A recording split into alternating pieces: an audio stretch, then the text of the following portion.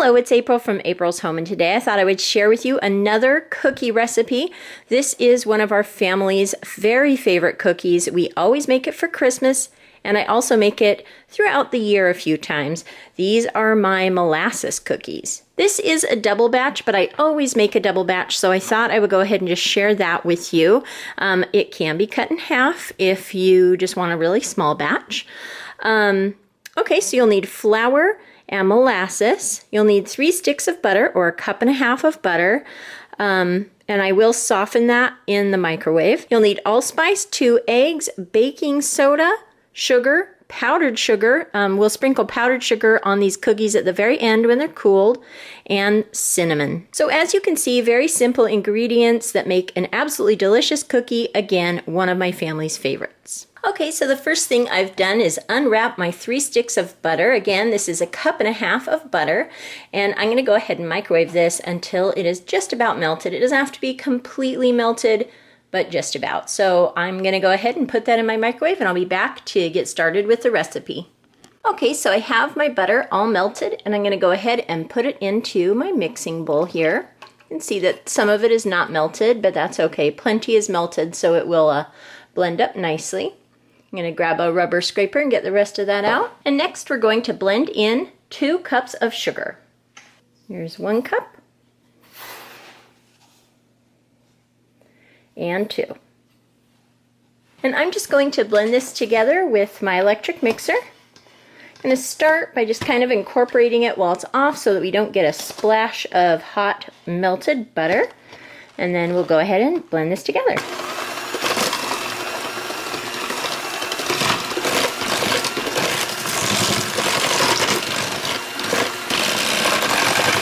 Okay, so we have our sugar and butter blended together. Now I'm going to go ahead and add the eggs and molasses. So we have 2 eggs that we're adding. Okay, so there are eggs added, and now for the molasses. Again, if you've seen my other videos, when I add molasses, I first use a little bit of pan spray to coat the inside of my measuring cup so that the molasses comes out with ease instead of sticking to the inside of the cup here. So there I've sprayed it, and I'm adding 1/2 cup of molasses. And you can see that most came out with ease, so that's why I like to spray that. Okay, so now we'll go ahead and blend this together until it's mixed together completely.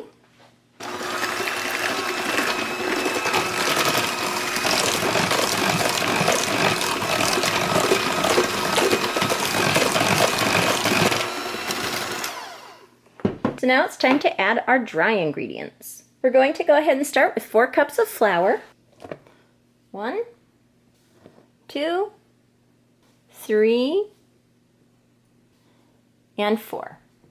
Then I'm going to add 4 teaspoons of baking soda. And I'm going to make sure to distribute it just gently over the top there, because later I'm going to mix that in with a spoon before we blend it in. So here's my 2nd teaspoon, 3rd, and 4th. Now we'll need 2 teaspoons of cinnamon.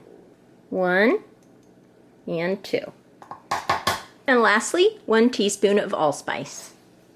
And here is our teaspoon of allspice.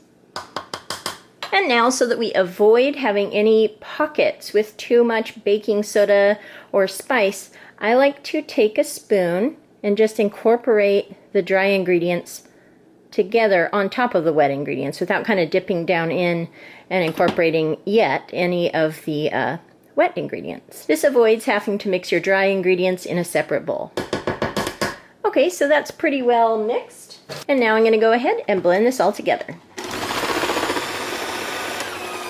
You want to actually start on a little bit of a lower speed at first, right in the center here, so that we're not blasting flour around. Just kind of work it nice and slowly. Sometimes I like to turn it off, kind of start in another area. And of course we'll use our rubber scraper partway through to make sure that we're getting all the flour from the sides.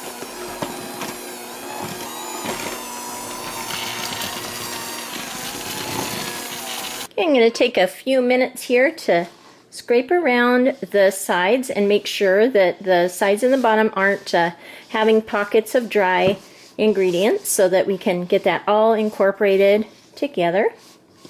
Just makes it a little easier on the mixer.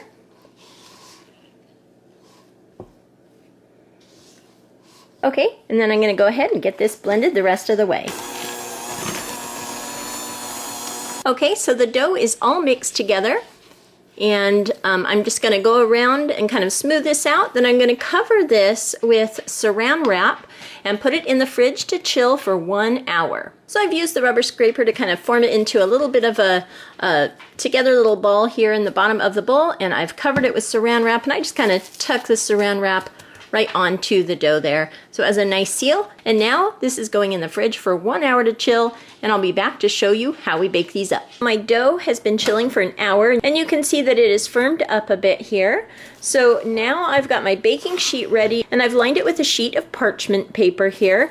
If you don't have parchment paper, you can just use pan spray, but I would highly recommend using parchment paper for cookie baking. It makes things so much easier. The cookies typically never stick to this, and cleanup is just very easy, and you can do multiple batches on this one paper, and so I do recommend parchment paper, but again, you can just use pan spray. I have my cookie scooper out here, and I'm just going to scoop a ball and place it on the sheet here, and I'm going to leave a lot of room on here. I'll probably put 8 cookies on this because they do spread out quite a bit.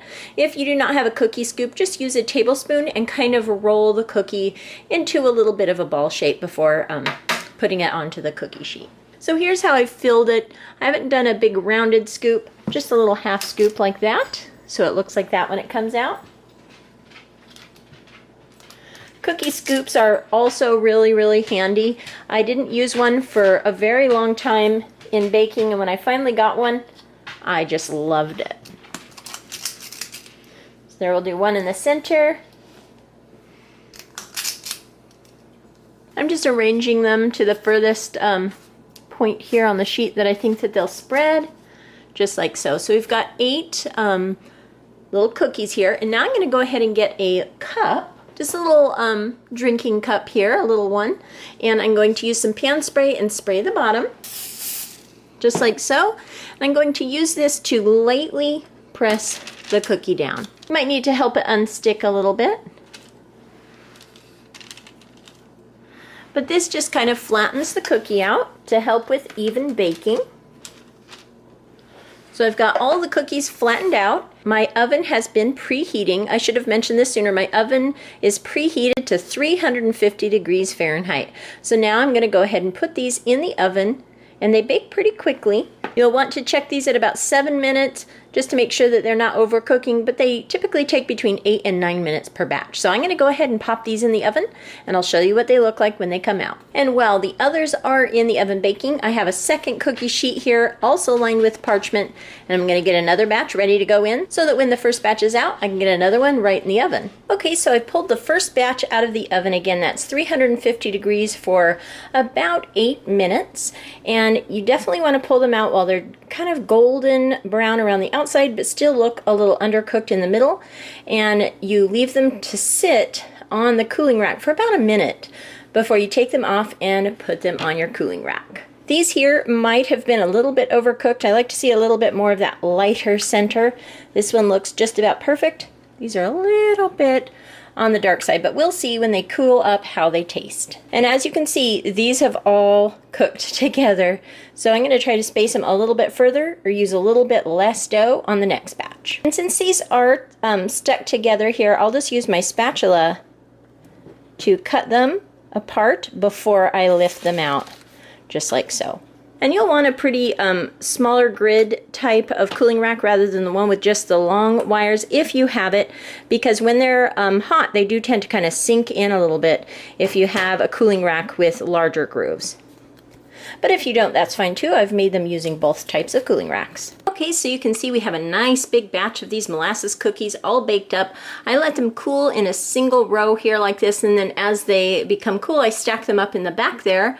I'm just about to put my last tray in here after the one before that comes out. When these are cooling, I'm going to lay these out in a single row and show you how to put the powdered sugar on these. I use a powdered sugar shaker. You could also use a mesh strainer basket or a sifter or something like that to dust these with powdered sugar. So I'm going to go ahead and bake up the last batch, and let them all cool and come back to show you how we get the powdered sugar topping on these. Okay, so we've got our cookies cooling and flat here. We've got a bunch stacked up in the back there, and now it's time to get some powdered sugar on them. I will go ahead and use this here. It's a powdered sugar shaker. I got it years ago. I actually probably need to get a new one. This one's getting a little bit on the old side, but for now I cleaned it out. It works really nicely.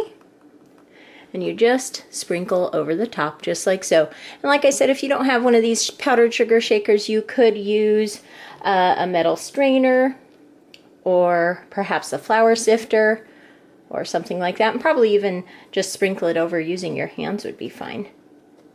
So I like to get a good coating on these just like so, and then I'm going to pack this layer away into my cookie bin and then lay out another layer to go ahead and get covered in powdered sugar.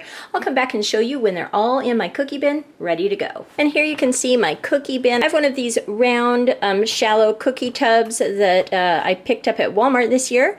You can see I've got most of my cookies in. There's still a few cooling up that I'll go ahead when they're cool and get them powdered and put into this cookie tub. So those are my molasses cookies. I'm going to be serving these tomorrow for family dinner nights. We have a nice Christmassy treat.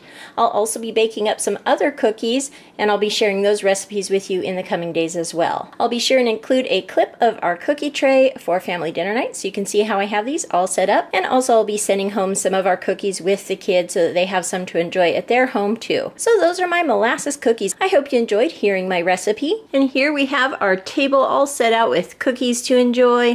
All the cookies that I made this week: the Cool Whip lemon crinkles, the Andes thin mint cookies, the white chocolate cranberry, and the molasses cookies. If you like this video, give it a thumbs up, hit subscribe for more videos from April's Home. Thank you so much for watching, and I'll talk to you later. Goodbye.